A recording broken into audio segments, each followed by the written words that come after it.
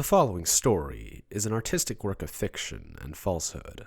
Only a fool would consider it as fact.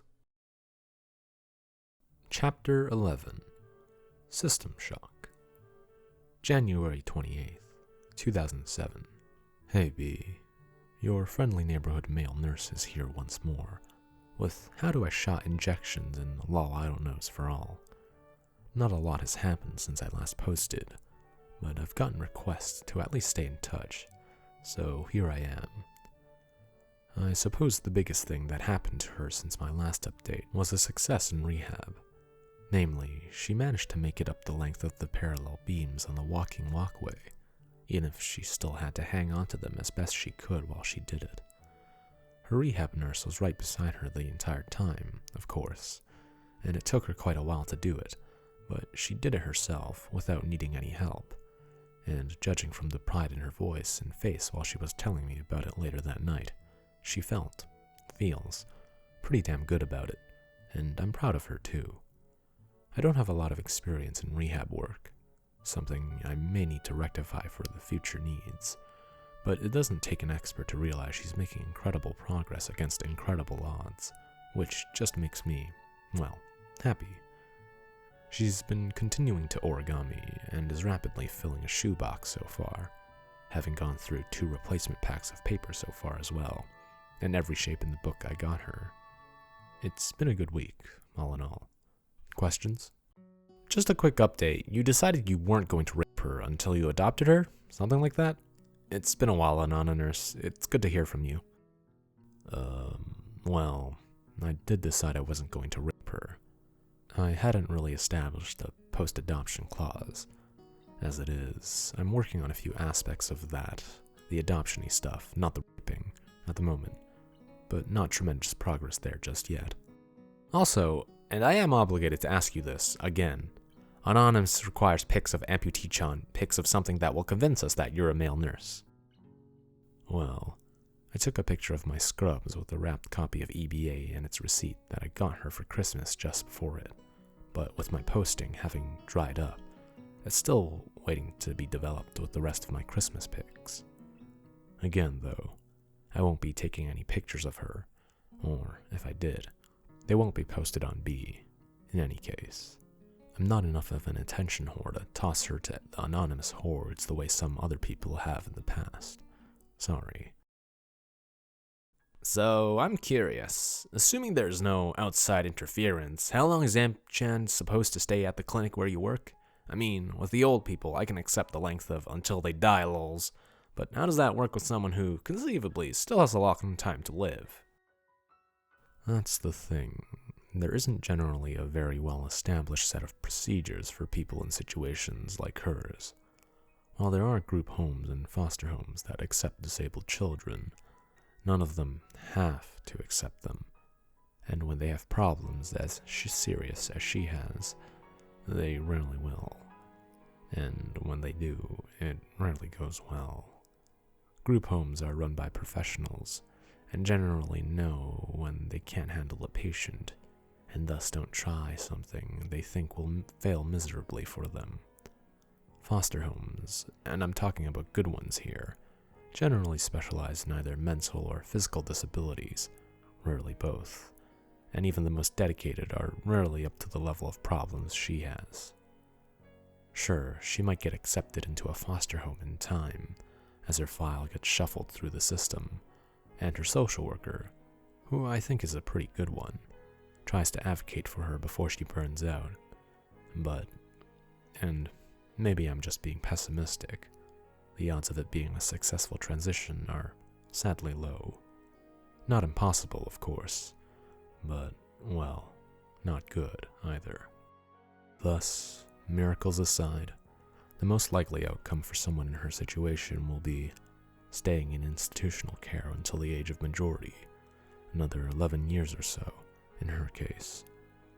Once her physical rehab is considered sufficient, and her psychological progress having advanced further, they may try sending her to school again, arranging for the local handy bus to ship her to and from it every day. But other than that, not much would change for her, and the life, which isn't one I'd want to live, she's living at the moment would continue. Horribly damaged kids aren't feel-good stories, despite what you might think. People don't like thinking about what to do with them, so they tend to disappear into the system, to their disadvantage. Shit sucks, and it isn't likely to stop anytime soon, thanks to basic human nature. Jeez, took you long enough to update. Hey, I posted twice last week. I've been busy. Hey Nurse-kun, there's something that's been prying on my mind recently. The detail with which you described the suppository incident kind of had me a little worried. Couple that with your intro post of pooper sticking, and we've got a pretty good pedo case against you. I'm not accusing you of anything, but I'm a little perturbed. Well, I mentioned at the time that I wrote that as satire, but hey, suppose I can't help you being perturbed. Though I'm not sure why you'd be angry in particular. Guessing you mean disturbed. Hey, Nurse-kun topic. I prefer to read updates on the wiki so I can avoid the floods, but I just want to say that even if this story is total bullshit, I love it. If it's not, it's epic. Well, consider this. If most people just read on the wiki rather than contributing, then I'm left rambling on in the thread more or less on my own.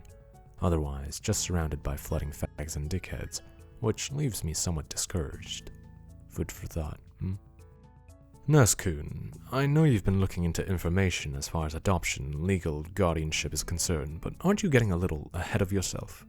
I mean, it may pay to be informed, even prepared, but it seems a little on the far side. The fact that Amputee-chan has warmed to you is a positive sign, but it seems that concerns over guardianship should first merit a serious discussion on that matter with her, and given the current stage of your relationship, it may not be appropriate to broach the subject yet. Essentially, I'm somewhat worried that your intent, which by your account is honorable, may cast badly on over-eagerness. I may, of course, be reading into the matter incorrectly. At any rate, I do wish both you luck in the long term, whatever form it may take. I don't see anything wrong with being prepared. I'll admit, I still haven't come to a final decision on whether I'm ready or able to adopt and care for her myself. As I've said before, time and time again, I'm not a saint. I'm just, a guy. But even so, gathering all the information I can on both the process and how eligible to participate in it'd be, seems like a good thing to do. Must be my Boy Scout background acting up. I like to think I'm smart enough to avoid contaminating my chances with inappropriate interest. I like to, anyway. On an unrelated note, I'm curious as to how she is interacting with the other nurses now. At the beginning of your tale, you mentioned she was mostly silent to practically everyone. Has your influence extended to her being more sociable in general? She has improved a little with the others, but not dramatically, unfortunately. Even with my attempts to try and smooth things over a bit between my coworkers and her, I'm still practically on my own with her, so to speak. Unfortunately, having one person you can warm up and confide in and trust somewhat rarely means that you'll feel that way about everyone else in a similar position, as I'm sure everyone here can relate to, remembering a favorite teacher or relative or coworker or classmate or whatever. But the fact that she's gotten better with one person gives one hope that she might get better with more in the future. Just need to be patient and stay optimistic. Continuing this topic, how did she interact with her physical therapist and psychologist? Well, I haven't had the opportunity to actually meet her physical therapists, but from what I've heard through the nursing grapevine on the subject, she's very committed to the rehabilitation, but still somewhat short on committing to the nurses involved in it. She isn't outright abusing or anything, but she doesn't seem to have been outright friendly with them either. More the general way she behaves with almost everyone, even me at times, still. Withdrawn, distant, hard to reach. Not Ray-ish and empty, just withdrawn. It's a pretty common PTSD symptom, particularly in kids. Anyway, with our resident head shrinker, from what she's told me herself, she's a troublesome patient. Vastly more lucid and together than the majority of her other patients, those being the geriatrics, but at the same time, more difficult to deal with due to the aforementioned withdrawing and reluctance to open up to others particularly. It seems shrinks, which she's had a lot of in the months since the accident. She refuses to even participate in play therapy, for example, and threw the amputee that was procured for her, saying it wasn't broken enough, as it was only designed with removable legs, her particular level of damage not really being common enough to make said dolls to match. In any case, trouble, yes. She's been trying to arrange a setup for her to see some of the pediatric specialists at the hospital again, but navigating the bureaucracy of the companies involved has been hard work, even with some help from her social worker. It's a mess, yes. I'll come right out and admit that it was the inspiration for my origami present. I'm glad it worked out, and that, perhaps, she hasn't seen the series, and thus didn't suspect the origins of my gift, or some sort of suggested link to Mr. Pretty Boy Jackass in crippled kid form, which didn't exist in my mind. What's your general work schedule? Days, hours, etc.? How often do you see her, and for how long? Also, when not engaged in whatever activity, EBA, origami, etc., what do you two do? What do you converse about? I generally work 6 days a week, the 11 p.m. to 7 a.m. night shift. I have Sunday nights off to catch up on sleep and do whatever I like to do, though there's rarely all that much to do on Sunday nights out on the town. She's almost always still awake when I come on duty these days, as she's admitted that she stays up to see me, and because she likes having some time to herself when she isn't surrounded by the moaning almost dead and such. Not her words exactly. I'm considering talking to her social worker and my bosses about volunteering some of my free time during the days, some days, to simply spend some time with her outside the nursing relationship, sort of like a big brothers, big sisters relationship for single-parent kids. Still working up the nerve for that proposal. I generally let her talk about her day, vent about things that have bothered her, talk about the people around her, and so on and so forth. Acting as a sounding board, mostly. Someone to listen to her without writing it up in her file and such, you know? She occasionally asks me about similar things, everyday events, stuff I do, what I think about certain things, etc.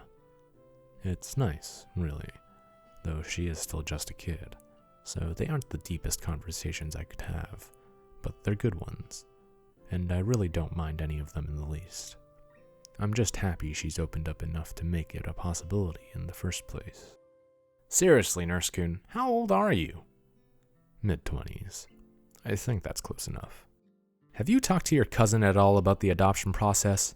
How badly is the fact that you're her attendant and that you're, as far as I'm aware, single, going to work against you? Yes, I have, as I've mentioned. We discussed it at Christmas, and a couple of times since. He's having lunch with a friend that works in family law this upcoming week, where he'll discuss the situation in general and get some advice from a specialist to relay to me, hopefully. Well, I'm not an ideal candidate, simply for the single person reason, but as I've pointed out before, she's a special case, and they're less likely to outright reject me than they might for a more viable candidate. All things considered, well, I can only hope, you know?